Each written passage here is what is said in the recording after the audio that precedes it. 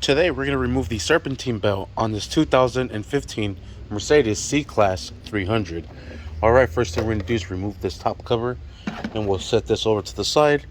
Next, we'll pull this little clip somewhat up. If not, just try to remove this from here and pull up a little bit, and there it goes. Now that exposes a lot more into the engine bay.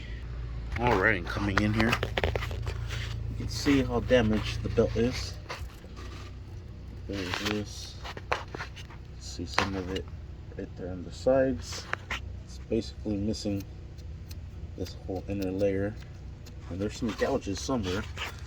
So we're going to remove it.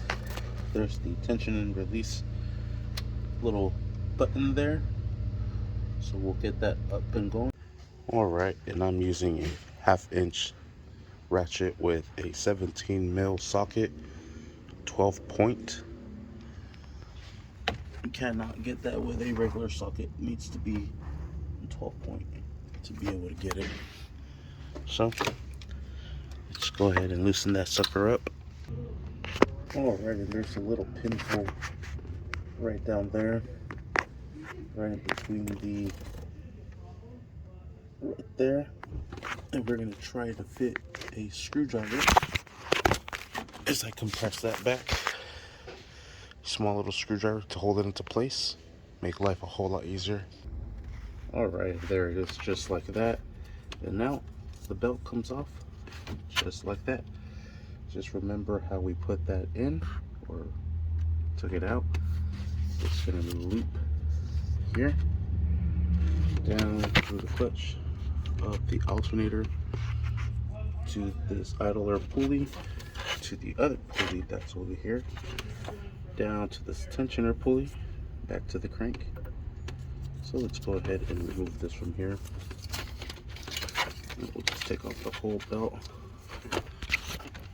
and we'll see what the damage is. This belt is pretty bad, I'll tell you what. Alright, and there is the back of the belt.